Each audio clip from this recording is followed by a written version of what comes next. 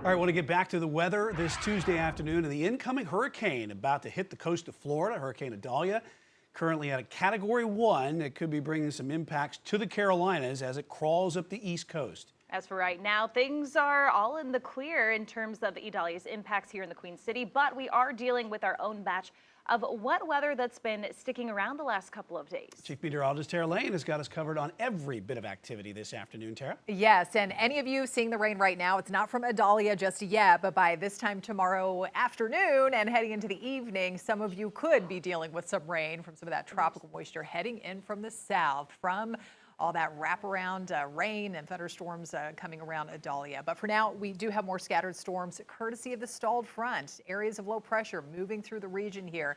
Not as widespread of coverage as what we had yesterday. We saw a lot of heavy rain, lots of flooding north and west of Charlotte yesterday and last night, mountains and down through Statesville last night, but more south and east here today. We have the pockets of heavy rain, a couple of stronger thunderstorms south of Wadesboro. We have one slowly drifting to the east, more heavy showers over Richmond County and a band of some heavy rain thunderstorms there over far southern Chester County near Great Falls. So we could see a few more of these popping up here and there going through the rest of the evening. We're kind of used to this pattern here lately before things settle down. Not as much rain expected going into the night tonight, and early tomorrow morning we get a bit of a break. Some clouds around, maybe a little patchy fog before that heavier rain coming in from Idalia starts to move in from the south. Right now, it's a warm 87, making it feel a little bit hotter, though. Those high dew point numbers in the low 70s. We've got low and mid 70s up in the mountains, close to 80 along the I-40 corridor, and then those high 80s to lower 90s off to the east. So more downpours and storms possible anywhere.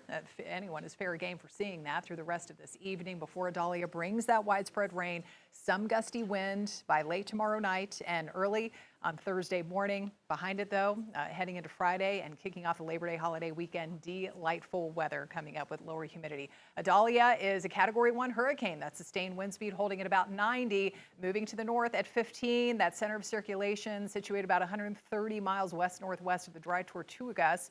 And so that's right off the Keys there, and it's heading up toward the Big Bend area of Florida. So no major change in this forecast track. And still forecast to become a major Category 3 hurricane with winds of 125 miles an hour possible before, of course, it moves over land. It's going to start to weaken. So it will be a tropical storm by the time it brushes along the South Carolina, North Carolina coast and heading off the coast of the Outer Banks by late Thursday and early Friday, but still getting some pretty big impacts there with the tide, the high tide, and the heavy rain and that coastal flooding and storm surge that's possible there. Now here, we will see some widespread heavy rain that could lead to some flooding. So we do have that flood watch in effect from Charlotte south and east where you see that green. This is for tomorrow and going into Thursday. Here's that heavy rain moving in from the south. Not really until 4 or 5 o'clock we start to see some of those far outer showery bands moving in. And then notice the bright colors late tomorrow night, moving past midnight. We get some of the heavier batches of rain affecting areas east along Highway 74, Chesterfield County, seeing some of that. Some gusty wind as well, but then you can see how quickly it moves out Thursday morning, 8, 9 o'clock. Most of us are in the clear and it's back to sunshine for the afternoon. How much rain could be talking? What a range here, anywhere from about ½ an inch to as much as 3, 4, 5 inches possible, just depending on exactly where those downpours set up. You folks in Chesterfield County, Richmond County would be more in the zone for seeing some of those higher totals and some of those stronger wind gusts too. 25, 35 plus mile an hour wind gusts possible from Charlotte and off to the east. And you can see that's going to be happening later tomorrow night, early Thursday before things kind of settle down by the afternoon. Muggy meter, big drop in the humidity for the end of the week. So that's that refreshing air coming up as we kick off the weekend. Mountain forecast.